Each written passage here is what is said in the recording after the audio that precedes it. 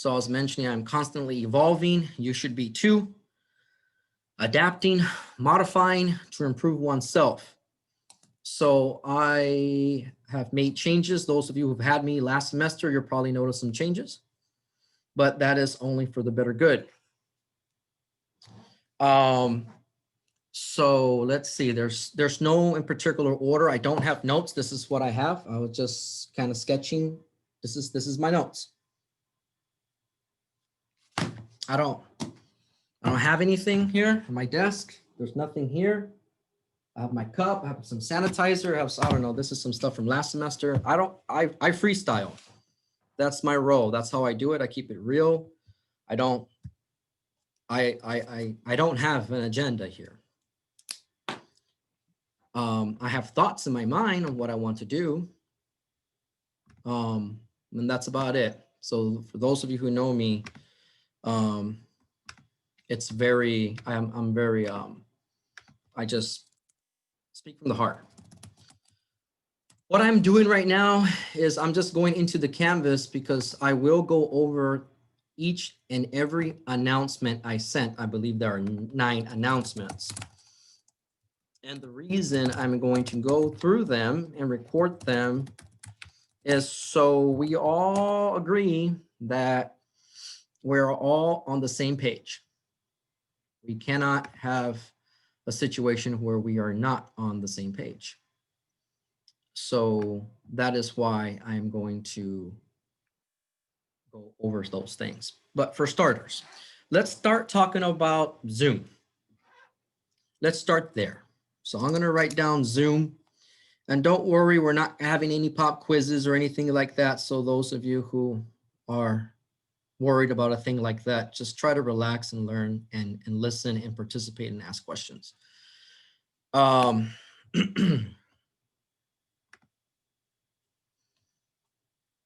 So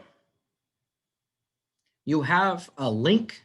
I can see quite a few people are here. So congratulations, you're able to get to the class. Great, good job. And I don't mean that sarcastically. I truly mean it as good job. You're here, you made it.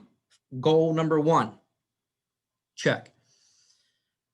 Now, I am going to be recording these Zooms and I'm going to be posting them and embedding them on in your Canvas. Now, it takes a lot of work for me to do this. I have to save this recording. It takes time. I have to upload it into YouTube. Then I have to do all these features in YouTube that I have to do.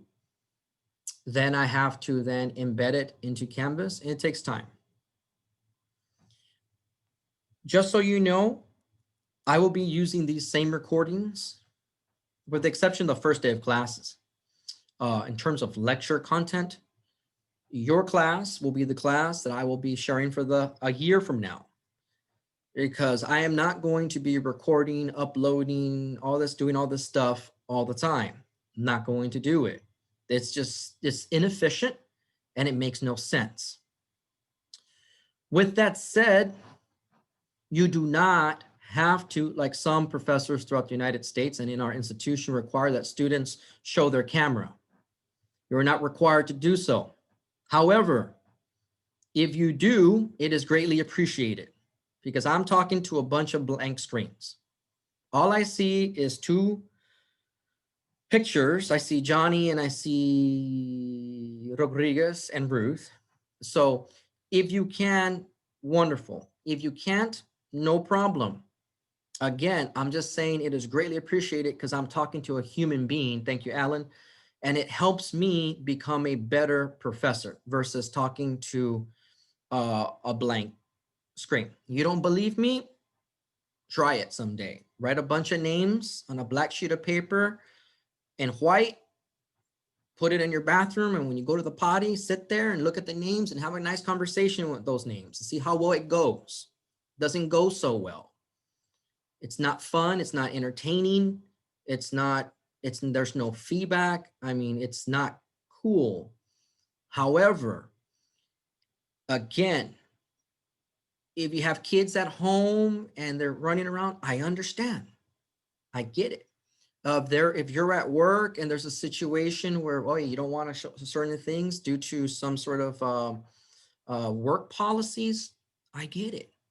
I'm giving you the flexibility. So when you can, I just ask you kindly, if you can, you don't have to show yourself all the time, but if you can just a little bit, it makes me feel like I'm in a class, like I'm talking to someone. It's real easy for you because you see me, but how would you like this? Okay, this is what we're going to do today, ladies and gentlemen. All semester long, that's all you see is Dr. James Delgado. And and then I just show you the lectures, and then all of a sudden you see the PowerPoints come up, and that's all you see is my name.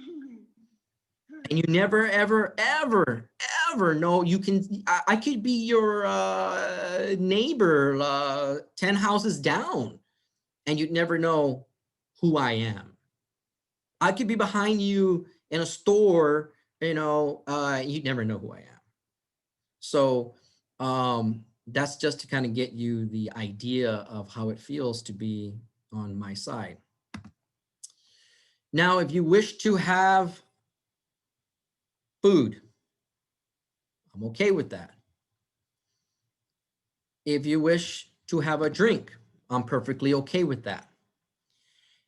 If you want to Zoom in your little blankie in bed, I'm not okay with that. We had that last semester in AMP1. I never said it because I didn't say it in the beginning. And I just, hey, pues ni modo, I let it go.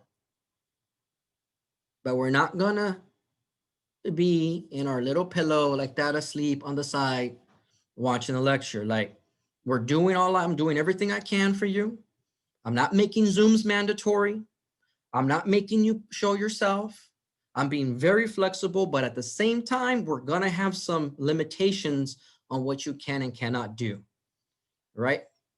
That's just the way it is, right? So please, if you're sitting on your couch, perfectly fine, right? But just please don't be in bed on just there. I mean, it's rude.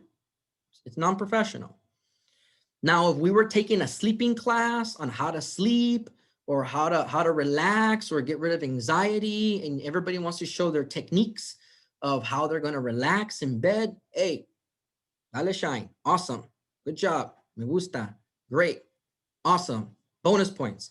But this is anatomy and physiology, specifically physiology, and all of you, I believe, are going to be health professionals, right? Can you imagine you are going to get heart surgery and the RNs roll in the cardiac surgeon like this on the bed, rolls it into your room?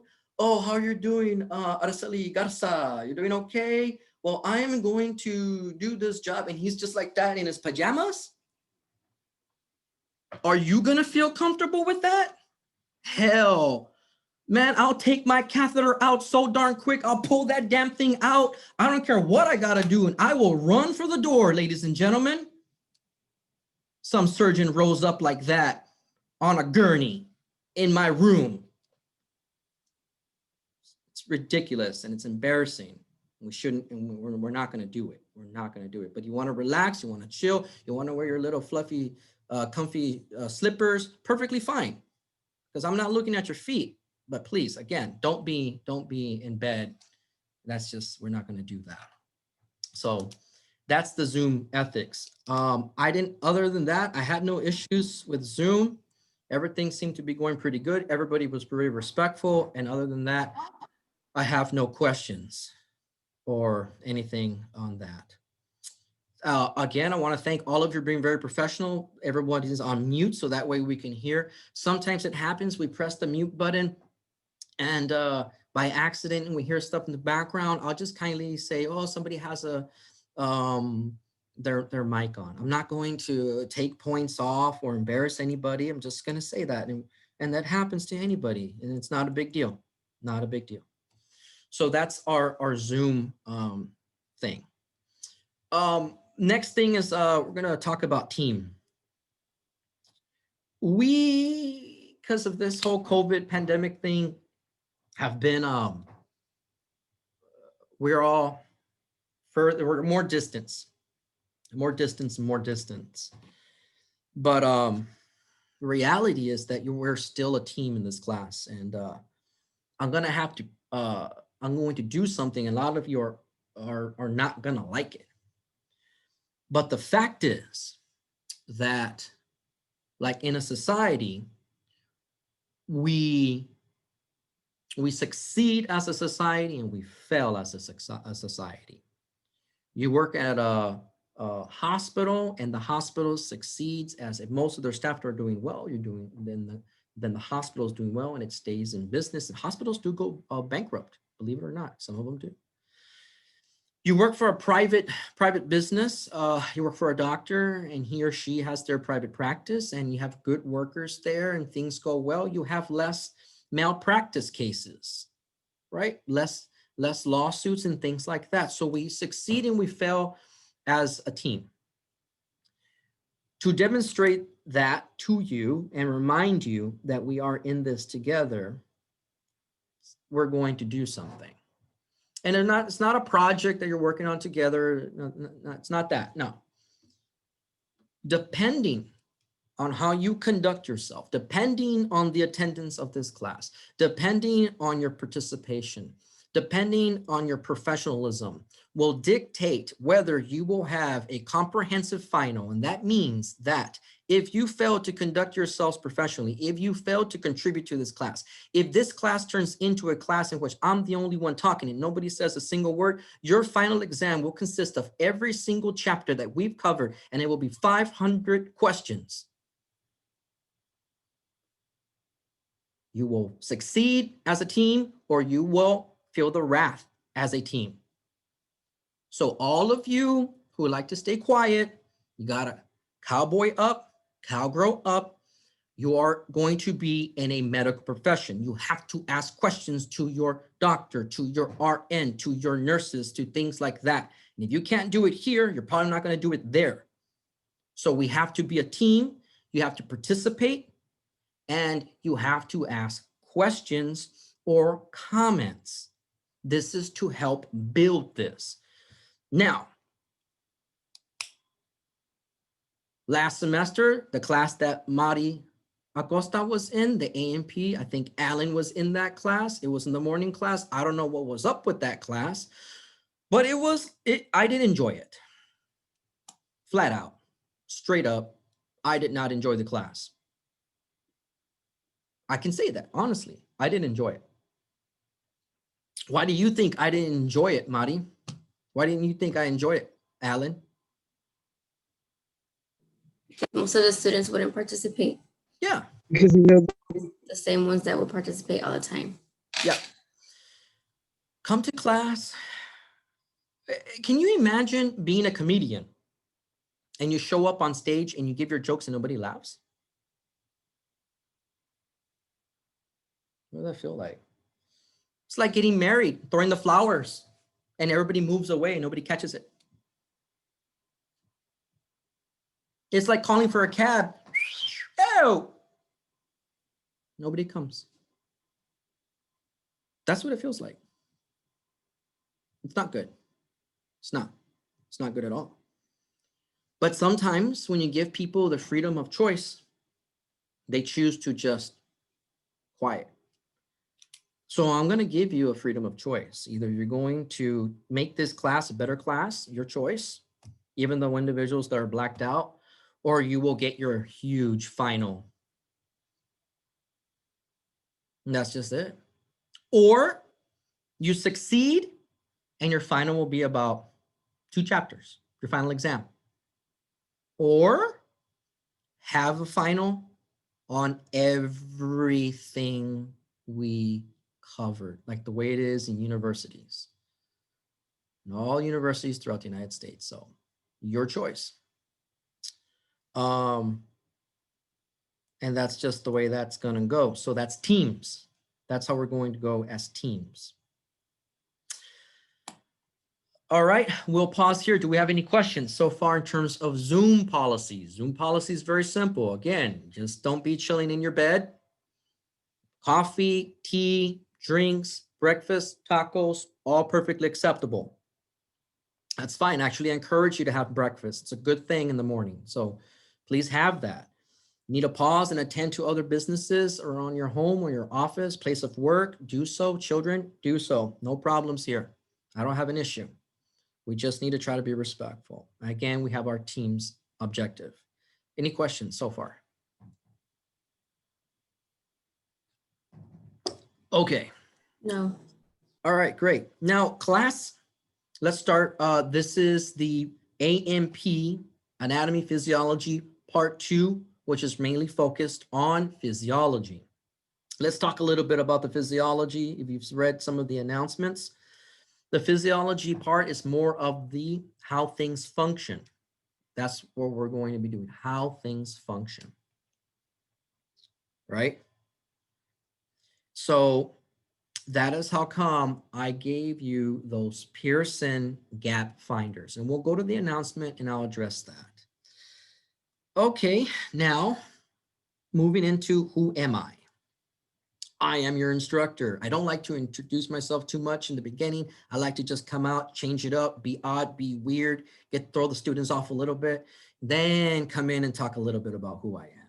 So my name is Dr. James Delgado. I am your instructor for this course. It's wonderful to have everybody here. Little background on me. I did graduate from Crystal City High School. I did go to SWTJC for 2 years. Then I went to Texas A&M International. There I got a chemistry degree, minor in biology, did some work in DC, did some work, research work in United States Department of Agriculture in Madison, Wisconsin. I've worked in industry, so government, taught courses at Iowa State University, worked with the, I'm specialized in risk assessment, got my PhD in toxicology. I may be one of the few toxicologists you'll ever meet, where I'm the only one in this institution. I don't think even all of Uvalde, even the hospital doesn't even have one. As far as I know, Eagle Pass doesn't even have one. Del Rio, Laredo, last I checked, they didn't, but hopefully they do now. So I'm a very rare individual. If you meet a toxicologist, there's probably only 2 scenarios in which you'll do that. It'll probably be at maybe the UTSA Medical Health Science Center there. We got some good tox people there, or you're dead or got murdered, and then a tox person comes in and tries to check something out, or unfortunately someone you know was murdered or something like that, and then a tox person can come in. But there's all kinds of toxicologists that we have. So let's talk briefly, what is that? What is a toxicologist? A toxicologist is an individual that is well-rounded in the field of toxins or chemicals and how they affect the environment, animals, or humans. It is a very challenging degree to obtain because it requires a very, very broad knowledge. So I don't have a degree in anatomy or the physiology, but all the coursework and research all combined give me a pretty darn good idea of how things function. I like this class, the AMP2, more than the AMP1, because AMP1 is largely about, okay, name that bone. What's that muscle? What's this orientation? I'm not into that kind of stuff. I'm really bad with names. I don't like that. I don't like naming things. I think you can always look back up at a book and kind of name it, but I get it why we have to learn it, because you have to communicate it. And you are literally learning a language. You're learning a language. So it's very important that, that you do know some of the structures of the human body. Function to me is more exciting because I can then now tell you a story. I cannot tell you why the sternum is called a sternum. I cannot tell you why it's called a tibia. I cannot tell you why that is the aorta. I cannot give you a story on every single little piece of the human body, but I can give you a story on how things work. So I like that part. I really, really love this class. And when I teach the AMP1s, I have to psych myself out and then tell myself, okay, I'm going to enjoy it. But this is where I shine. This is my little happy place, is the science of explaining how things function. And I'm very happy about this course. Okay. So that's a little brief intro on me. I will be uploading my resume. I feel it's very important for me to post my resume up there for you. It actually was someone brought the idea up to me. not here, it was another friend of mine, colleague, and says, hey, do you share your resume with your students? I'm like, no. He's like, well, how do they know that you're qualified? Just because you told them? Like, that's just it? I'm like, no. So it's like if you're going to take your car to get your brakes changed out, you probably want a person who's knowledgeable of mechanics and changing out the brakes, right? Because it's kind of important. Well, I think giving you my resume is that. It's important. I want you to look through it. I'm not going to ask you questions on it or anything like that, but it gives you insight into who I am. You're going to be coming every Tuesday, Thursday for lecture, and I'm going to be doing talking. We're going to be doing talking. So it's kind of important to know, who is this guy? Like, just because, I mean, he's here, does he really know? I mean, what has he done? Is he, I mean, who is he? So I think that's important. You don't have to look at it, but I wish my professors gave me their resume. That would have been kind of cool. So I can kind of have background on them. So I don't go too much into myself. I'm going to give that to the resume part. If you like, you can ask questions and so forth. In terms of experience of teaching, that's 14 years, I believe, experience teaching. I've taught junior high, I've taught high school, I've taught community college, I've taught grad school. So I've taught practically every level except anything under 7th grade.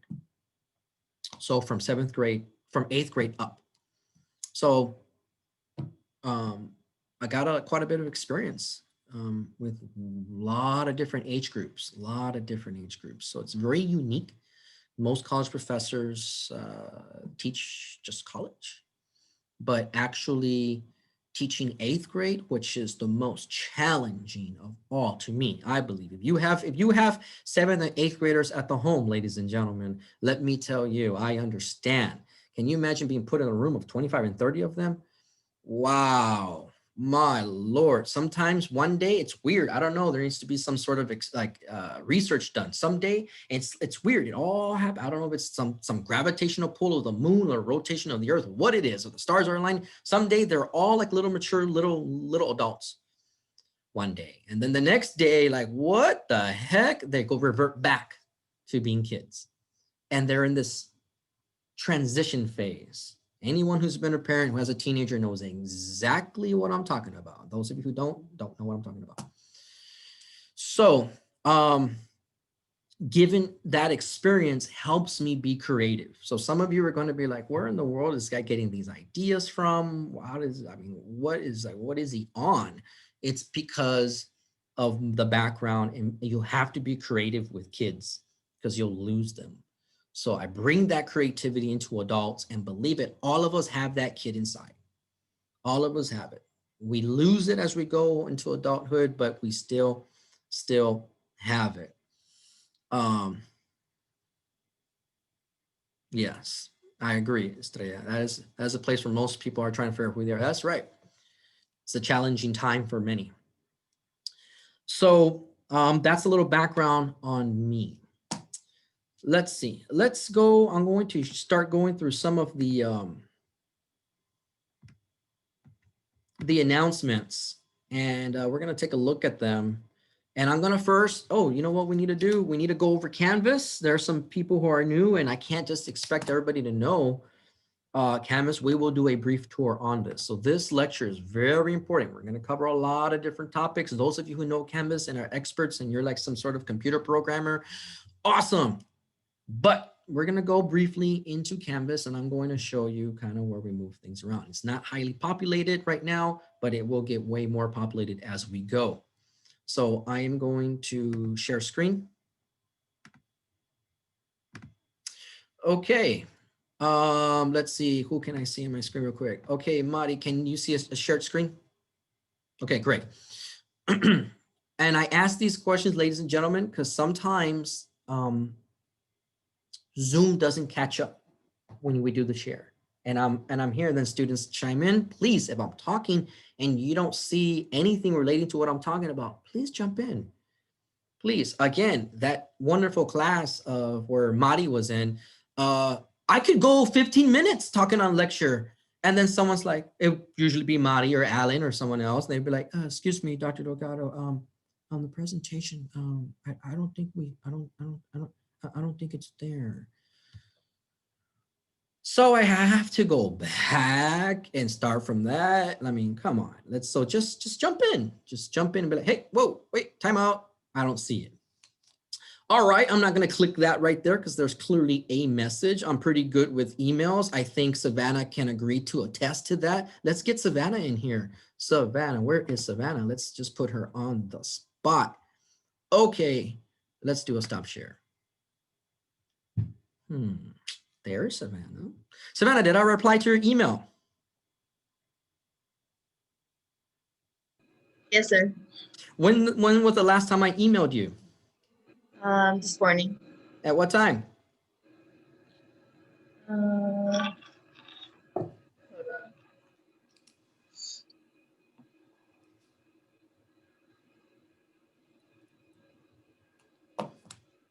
At 2:07 a.m. 2:07 a.m. That's right, 2:07 a.m. That's correct. I may not do that all the time, but I am full of life and energy. So don't be surprised when I'm here. I'm here in the morning. I'm pretty excited. So if I can do it at 2 a.m. and I'm here in the morning and I'm going to be here till 9 p.m. with a lunch break.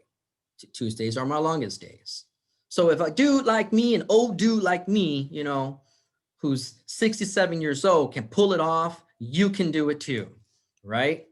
Okay, so no excuses. So yes, in terms of emails, I will do my very best to get to you, very best to get and answer your questions. Thank you, Savannah, for participating. All right, so you have the option to email me. I have not put this out there, please, and I will send an announcement. Need to put that down as a star here. Send announcement about emails on Canvas. Okay. Very important. When you email me via Canvas, not my swtjc.edu email. And I'll tell you why. One, you're my priority. It's not my director here. Yes, he's my boss, but he's not my priority. Yes, I have to respond to my other boss or supervisor and division chair in Uvalde, but he is not my priority. Yes, I have to respond to vice president and president or board members, but they are not my number one priority. You, the student, you're my number one. It is your emails that I will be checking first. Now, if you send me an email through my .edu email, that's going to get bundled up with other stuff. I may not get to you. It may take days because I'm on my Canvas one every day trying to help students because we're in this situation. You're not in class. A lot of you are going to communicate via email. So I'm there. I do not get any emails on my Canvas from any administrators, zero. It is solely a place for student and professor communication. Can they see, can they drop in with access and observe certain things? Absolutely. But in terms of communication, please contact me there. That is where I am going to be checking things out.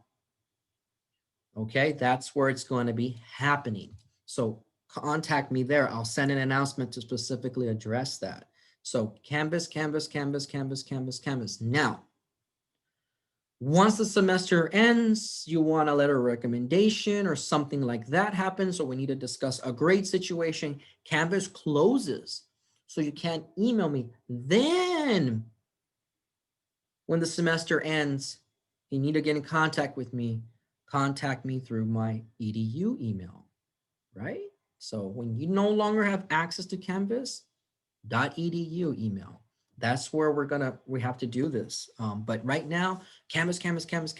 I don't even want you to think about the EDU email, but check your EDU email. That is where financial aid information comes through. That is where grants come through. Other information, those are fortunate enough to have that type of aid. And also other messages may come through there. So check that one out, okay? But for me, for this class, Canvas. So for me, that's where it's at. And I'll get to you soon. Okay. With that said, I'm going to do a share screen and let us go to the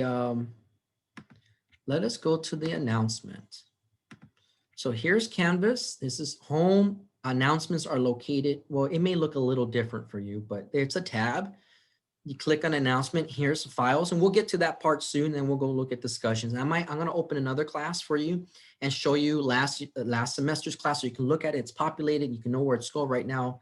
It's rolling out and it's new and it's going to be populated. Here are the announcements. 9 announcements were sent out. 9 announcements. So let's address, we're on the topic of emails. Let's address this topic here called proper chain of communication. Let's go to that one. Proper chain of communication.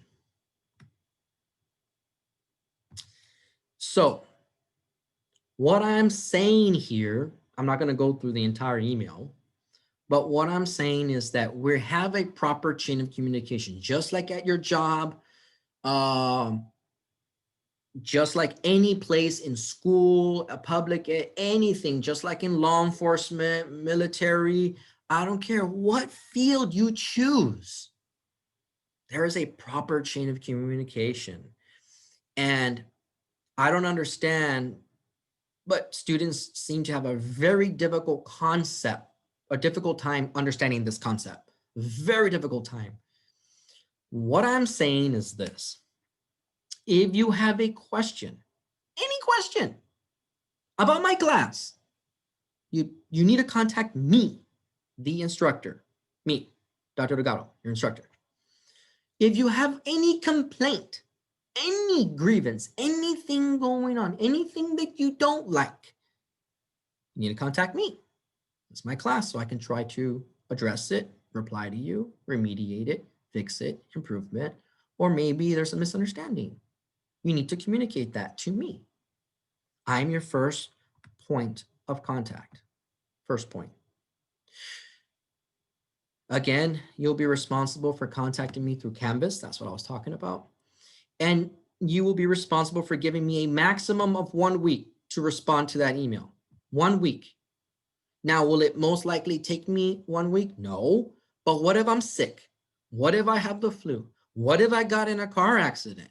Who knows? What if I broke my hands? I don't know. Give me a week so I can get maybe someone else to send a message to the class. Give me a week. If I do not respond, send me a second email. Maybe I missed it. Maybe I deleted it. Maybe it went somewhere. Maybe something happened. Maybe you sent it out, but it didn't quite get sent. Maybe you had a signal issue. Maybe you had a server issue. Maybe you had a technical issue. Maybe I had a technical issue. Send a second message and give me an additional week. Now, if I do not respond within 2 weeks, then you can contact, and you're allowed to contact my director. He's my direct supervisor. And here's his name and here's his email. He's in my site. He's in my location. He can reach out to me quicker. Please allow him 2 weeks to assist you because he is pretty busy. He's dealing with all the students. Normally, I can guarantee you he will not take 2 weeks. He'll probably take a day or two because he's pretty good at what he does. But again, give him some time. If my direct supervisor, if my director is unable to assist you, if you are ignored or if the situation cannot be fixed, then you are allowed to contact my division chair, Dr. Robert Ayala. Here's his email. And then go from there. If you do not follow the simple, proper chain of communications, I will do everything within my power to remove you from my class. I will go to the board if I have to. And I will do whatever it takes. Maybe I'll win. Maybe I'll lose. But I will do my very best to get you out of my class. And here's why. Because there's two reasons. In no particular order. Reason one, if you're unable to follow these simple instructions, you have an issue. Some issue. I'm not going to diagnose it, but you have an issue. I'm not going to speculate. I can give a bunch of different examples, but there is clearly an issue with an individual who doesn't give a professor time and then jumps over the professor and goes cries to someone. There's an issue. And again, I don't know what issue that is, but there's an issue. And if this individual can't do that simple, proper chain of communication, which you have to do when you go to get a job, I don't know. I can't help you. Like, I don't know what to do for you. Reason number two, it makes me look bad. It makes me look like I am not doing my job. That's a problem because, as some of you already know, and as some of you will find out, I take my job very, very serious. And I can tolerate so many things. I can brush aside many, many things. But the one, you couldn't even lie to me. And I find out and I will forgive you and give you a pass because we all do it at some point. But when you go over me and you don't give me an opportunity to address your question or your needs, that is the one thing that is going to get a response from me. So please know that just use the proper chain of communications, okay? Do we have any questions in terms of proper chain of communication?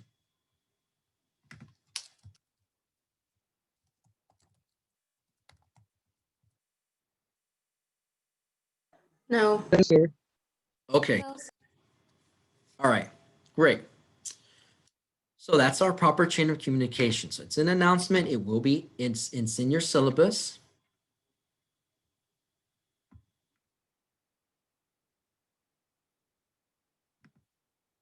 Now let's go to the mommy and daddy email announcement.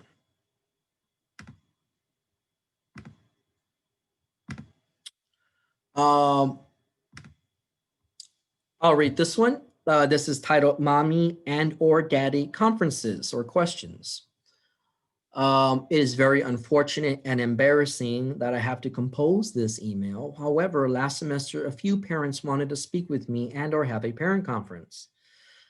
I'm a college professor. You are a college student. This course is not provided by any kindergarten through 12th grade organization. I will not answer any questions from your mommy or your daddy. The reason I will not answer any questions from your mommy or your daddy is because your mommy or your daddy is not enrolled in my course.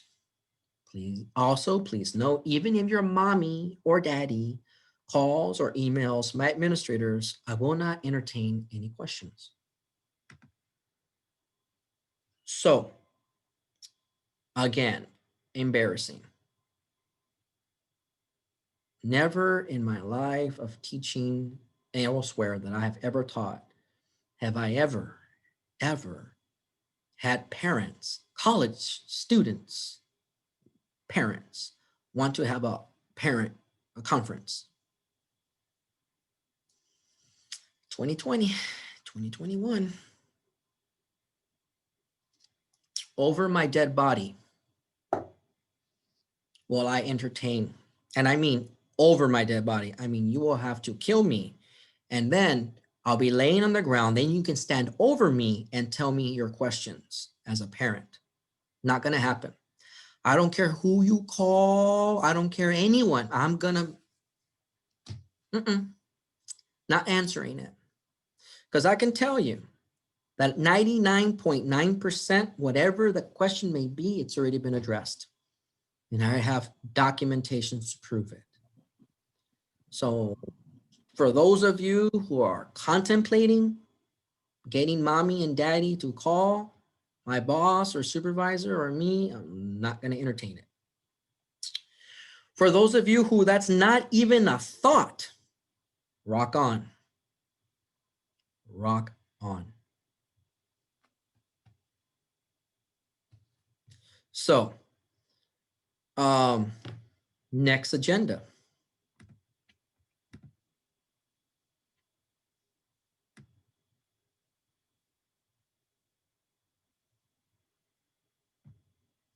Let's take a look at this long one. I'll open it up, then share it with you, because this one's very important. I do a brief little introduction. I talk about, I'm going to be recording Zoom links and so forth. I mentioned here, please note, you will be required to attend the syllabus lecture. I'll be going over the syllabus and you'll be required to attend something called the Pearson lecture. Let's just pause here. The syllabus lecture is very important. It's not happening now. This is part of it. Just to get you rolling, get you acclimated to the situation. The syllabus is extensive. Now, again, I'm going to tell you something. Before, I didn't give a syllabus. Truth. I would not give a syllabus. Here's why. What would be a good one? Okay. I'm gonna play out a scenario for you. All of you are in a football team, American football team. You're in like the locker room area. And the year before, the head coach of the football team, that team you didn't win a single game. So the athletic director hired a new football coach, and he's apparently is a great football coach. And this football coach comes in. You're a part of it. The football coach comes in, introduces himself. He's like, "Ladies and gentlemen, I'm your coach. Look tall. Okay, we're gonna win. We're gonna win. All of you sucked last year, but we're gonna win all the games. We're gonna go to district. We're gonna win. Everybody gets all excited. All the kids are like, yeah. Oh, coach, yeah. We're gonna win. It's gonna happen right here. Right here, all the plays.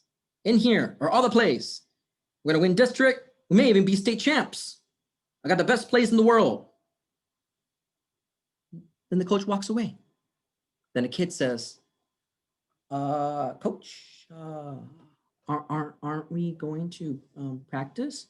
Practice. Who needs practice?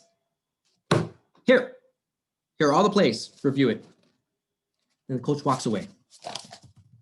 You know what that is? That is what we do with the syllabus. Don't we? Every semester, every year, for who knows how many years, professors right now about this time are going over their syllabus. One time. We never practice it. We never do.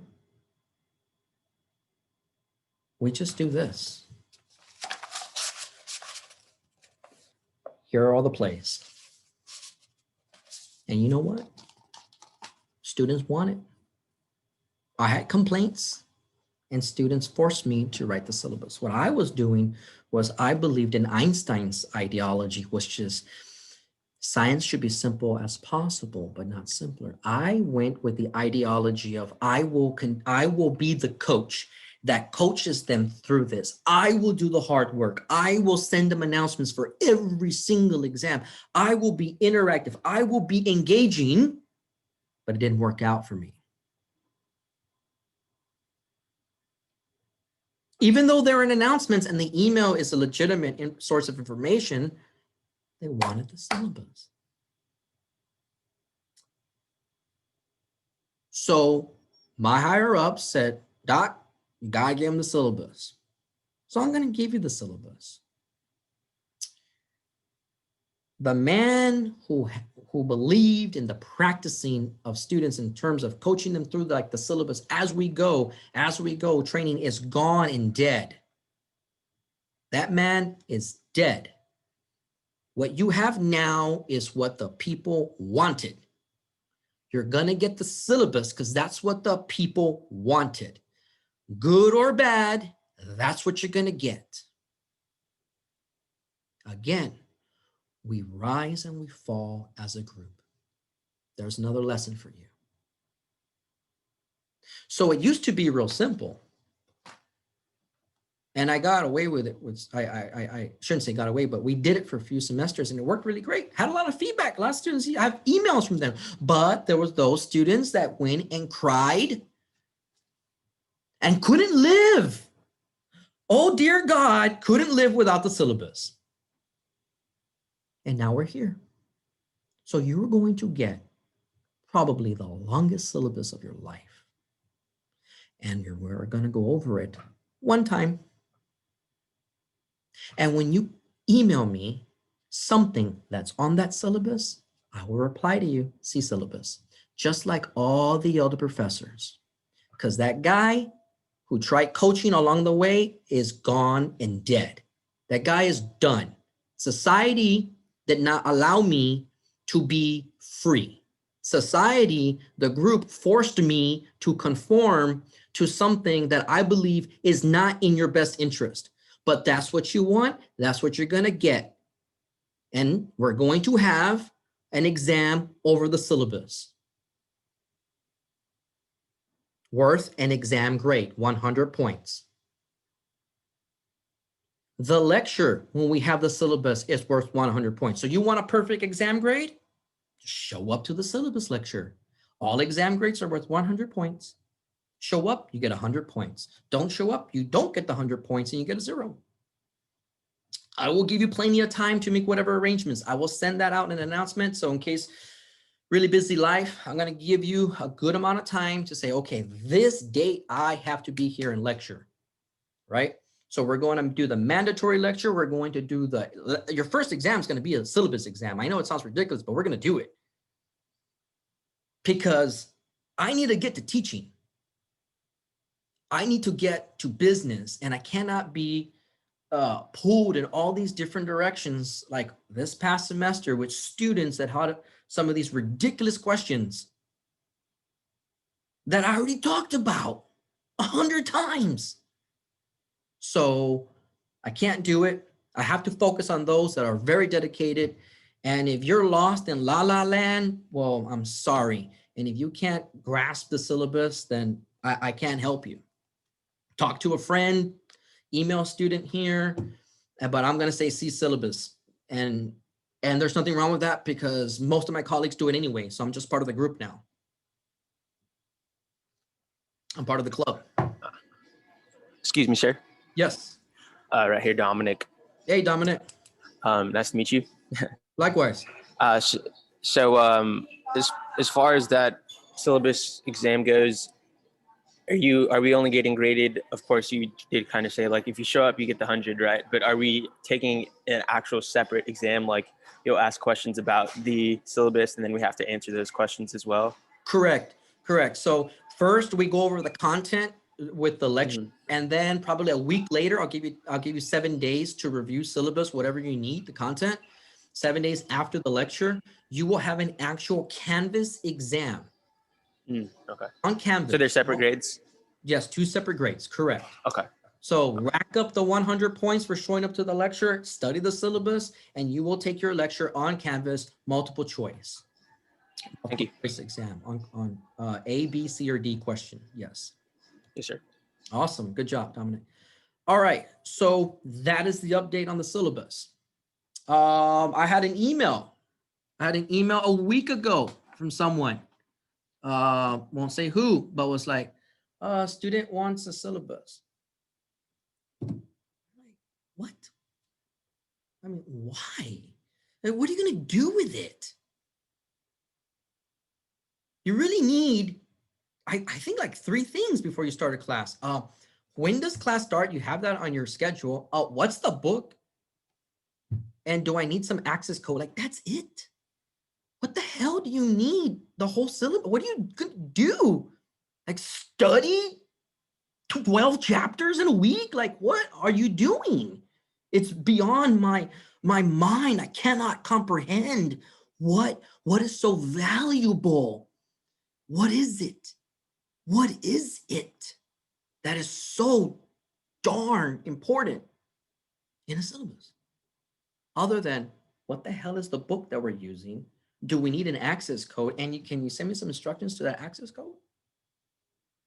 As far as I know, when I went to school, a syllabus was given on the first day or the first week.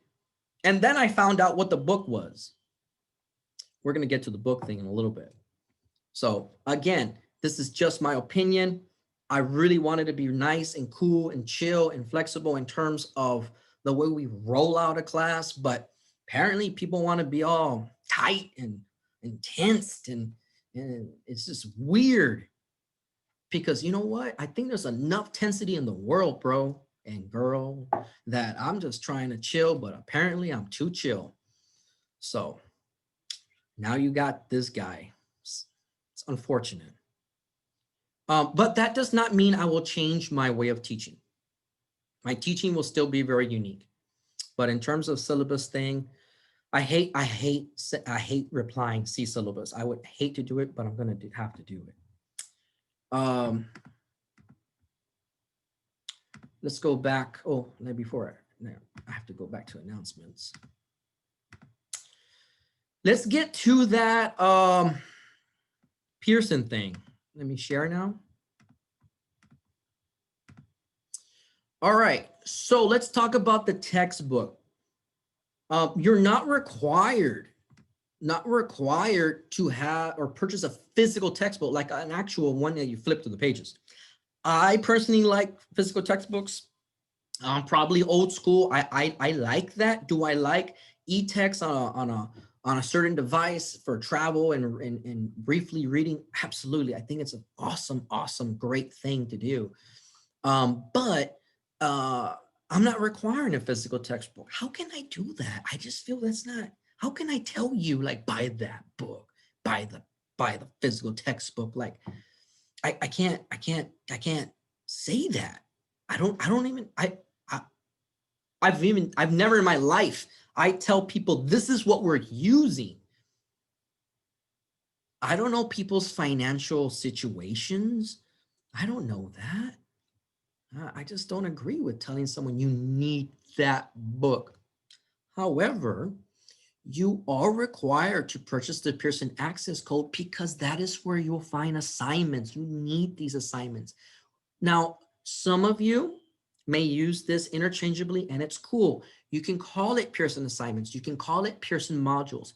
When one of you ask a question, ladies and gentlemen, I want everybody to know if a student says assignments, he or she means modules. If somebody says modules, they mean assignments. So we're just going to use them interchangeably, okay? So assignments or models. Also, this is where you have an electronic textbook. It's awesome. So that means that in this class, if you don't have the funds, like, you can get an access code, which is pretty good, reasonable price. Like, it's way cheaper than the physical textbook. I'm sure some of you already went and explored your options. I can't tell you where to go get your physical textbook. Nobody pays me to do that. I'm not under any contract to sell books for anybody, so I'm not going to do it. Those of you who are creative, those of you who want to rent and so forth, you guys know what to do. You know, you're tech savvy. I don't even have to go down that subject. But you do need it for the assignments. That's what it's really good for. We also have, now it says this is where you'll find most of your study materials for exams. I will be getting information, not all, from your assignments on modules. Why? Because when you're studying the assignments or modules, I want you to know in the back of your mind and say, you know what? This is going to be worth it because I know Dr. Elgato is going to get some of these questions from here. So I am not doing this for nothing. Yes, I'm gaining points, but I'm also gaining knowledge into the exam. So it's a double whammy here. It's a double positive. You get points and some of it to encourage you, to make you feel good, to give you the motivation, to make it positive. Some of the questions from your Pearson will appear in the exams. With the exception of the clinicals, of course, I will be addressing certain clinicals throughout the presentations and things like that, and certain stuff that I will push the envelope of this book. I will go beyond the depth of what this is providing, which is the additional information. And I'll let you know that. I will make it very clear that I will ask you about this in the exam. Now, I have been informed, I will only by one person, that Pearson was offering like two types of access code, one being an access code with the non-learning management system, the LMS, and the other with the LMS. I was saying that if during registration you're given the two options, please choose the non-LMS, and then you have a PDF instruction. So let's pause here and let's discuss that. From my understanding, some instructors sync Pearson into Canvas, right? But I tried it. I did try it, and there are two things I don't like about it. One, for example, Mari Acosta would get a 0. Tell them why, Mari, you would get a 0 if I were to sync Pearson into the Canvas gradebook. Tell them, share it. I've never asked this question to her, so maybe she doesn't even know the answer. Because when you look for me, I'm not under the A's since my name is automatically switched. Instead of my first name be under Maricruz, it should be under Maricruz, but it's not. It's technically in the Pearson, my first name is Acosta. So it's switched, right? Yeah. What is your name in the Canvas gradebook? Maricruz Acosta. When it doesn't match the Pearson one, does it? No. So if I were to sync that, what do you think would happen to you? I would get a 0 because you wouldn't find me because my grades wouldn't sync in properly. That's correct. Good job. Didn't know if you'd I'd be able to answer that. I didn't even share that information with you, but that is the why. That's why I don't sync it, because the name has to be perfect. Even if you don't add a middle name, you have a middle name, don't put a middle name, it gets screwed up. Second reason. This grade book is going to have more grades than any class you've ever had, because you have a lab. Unless you're taking a history lab or some sort of like psychology lab, but this grade book, it's gonna go on and on and on and on. It's gonna keep going. And if I sync Pearson into the Canvas, your grade book is gonna get way, way, way, way huge. And what's the problem with that? The problem with that is that it is more difficult for the student to observe any discrepancies that may have occurred. It happens. I need you to have a cleaner grade book to observe it, it happens before. There is something that goes wrong, there's a discrepancy.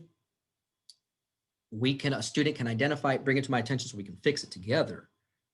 But when we have a grade book synced like that, yes, and if it works, let's assume the first reason is out the window and everything works perfectly and syncing. But then there's something issue with the grade.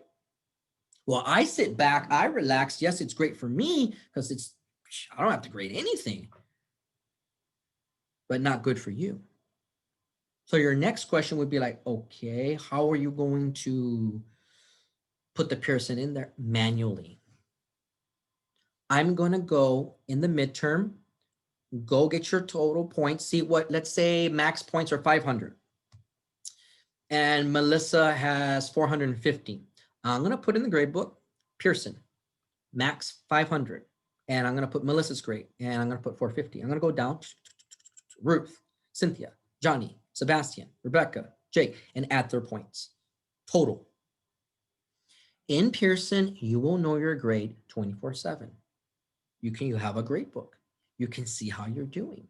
You can look at the math. You will know. You don't email me and ask me how am I doing on Pearson. I don't know. You know, like, I can tell you how you're doing in your labs and other things, which you should know, because here's one thing you're going to love about this course is that grades for you are going to come like this.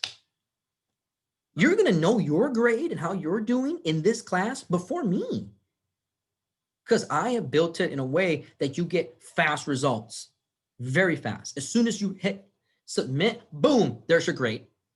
It's on Canvas. Speaking of grades, and we'll discuss this on the syllabus.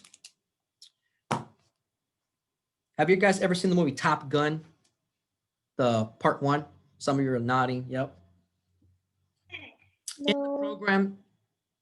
In the program Top Gun, there's a scene where I think the instructor says every point matters to win Top Gun, right? Every point matters, and the same applies in this class. I don't believe in, that exam, that one there, that chapter is worth more than, chapter 14 is going to be worth more than chapter 12. Oh, that quiz there, that one's 5%, but this one over here, that's 50% of the grade. Oh, that paper is going to be worth this much. Like, no, it's points. Every point matters. And that's very good for some and not good for some. Every point matters. So,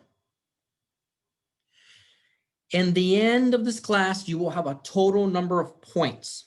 And how many points you get is a percent. So you will see in your grade books, as you go on, you'll have a percent in your class. Highest percent's 100, lowest percent's a 0. And this class is graded like a high school class. 90 through 100% is an A. You have 80 to 89 is a B. 70 to 79 is a C. 60 to 69 is a D.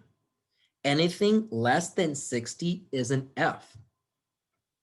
That means that any day you have a rough night sleeping, you took the melatonin, but the melatonin's not working. You wake up at night and you're like, whoa, what's my grade? Well, just go on Canvas and look at the percent. That's your grade. Simple. None of you should ever email me, what's my grade? None of you should ever email me that, because you will know your grade 24/7. 7 days a week, 24 hours a day.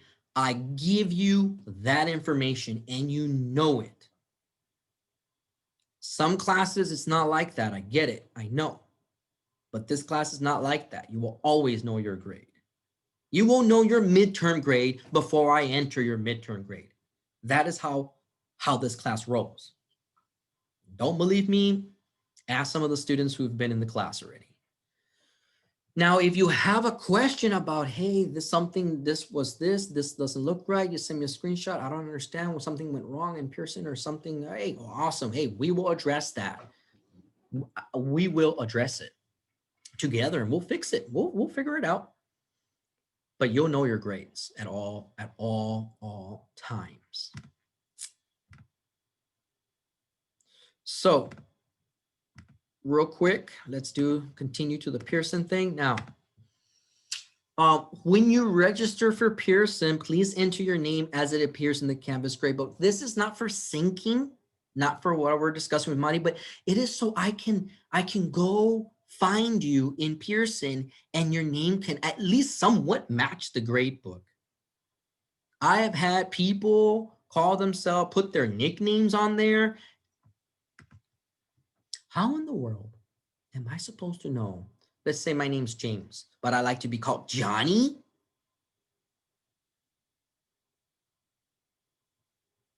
What?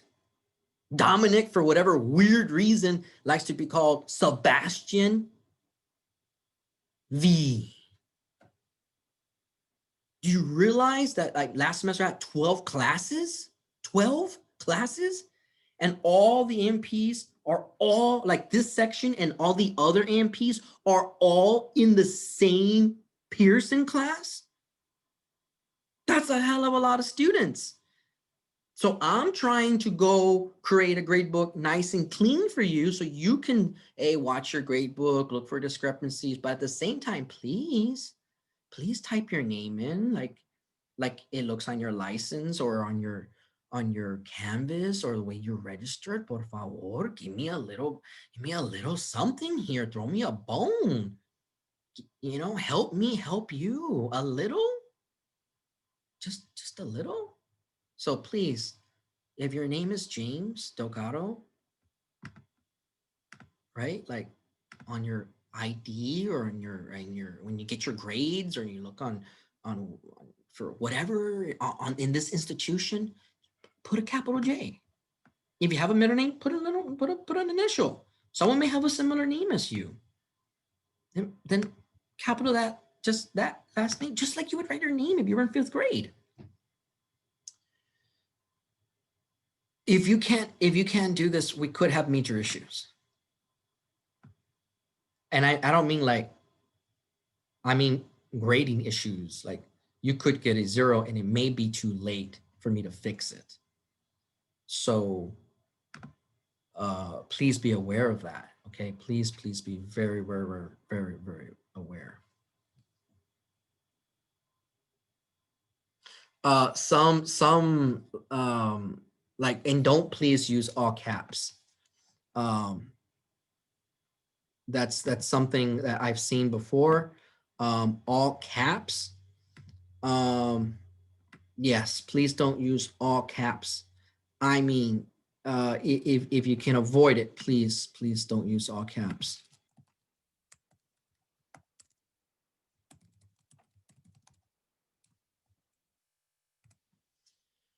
Okay, let's go take a look at where this Pearson instructions are.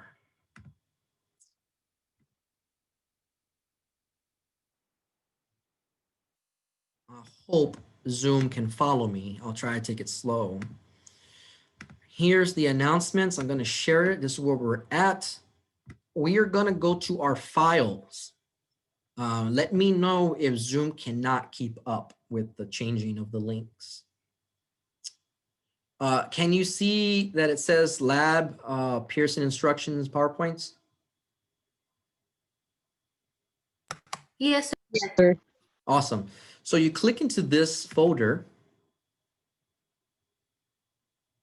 and you click Pearson instructions.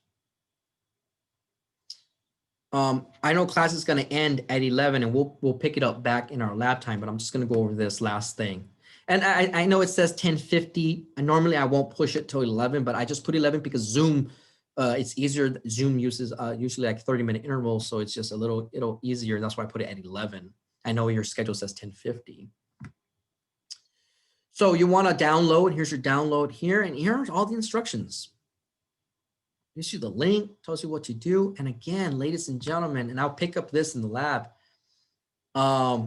You get free access, like 2 weeks. So do not hesitate. Please don't say, "Oh, well, I don't have the funds right now. I don't get paid. I'll get paid in 3 weeks or something." Well, if you're gonna get paid in 3 weeks or you get paid monthly, register and like knock out all the stuff that you need to do, so you don't get zeros on those assignments. You know, it's free access for 2 weeks. 2 weeks. That's not too shabby. Now, of course, I've put the deadline, as you've noticed, I've put the deadline for the gap finders at February 1st. Why did I do that and give you that time? I want to give everybody time to acclimate. everybody time to work through this process. Maybe the registration doesn't work out, things like that, giving you the time you need to figure out this. Now, quite a few students have already registered on Pearson. So for those of you who have already registered, congratulations. Awesome job following the instructions. Good job. Good job. So that means that if you already registered, you went to the folder, you read the instructions, you followed the instructions, you executed the instructions, and you have now access. Good job. And I really mean that with all my heart. Now, we have lab, I believe, 1 o'clock. Is that correct? Yes. Okay, for lab, we will pick up where we left off. We're gonna start at communicating about Pearson.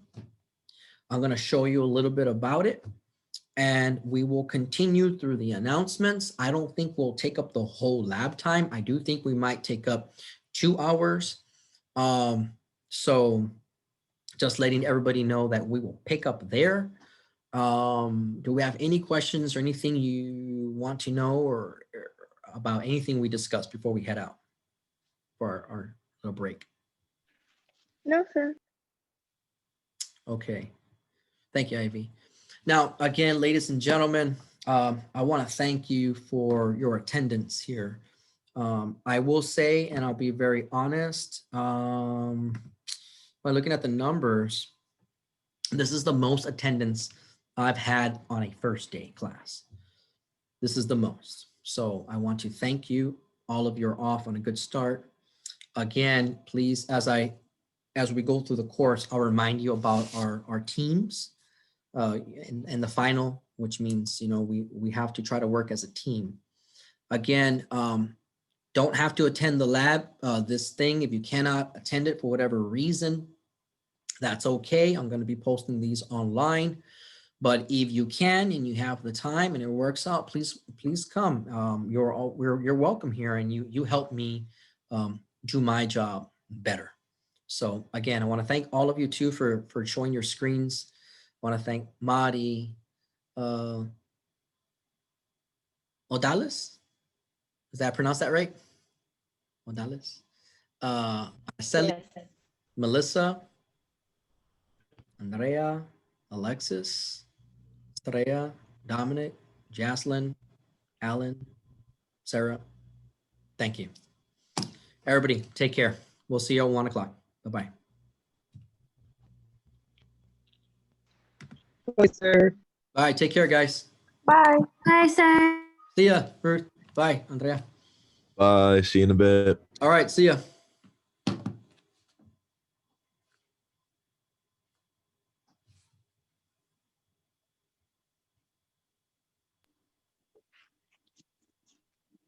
Bye, sir. See you later. Hey, Ivy, how's it going?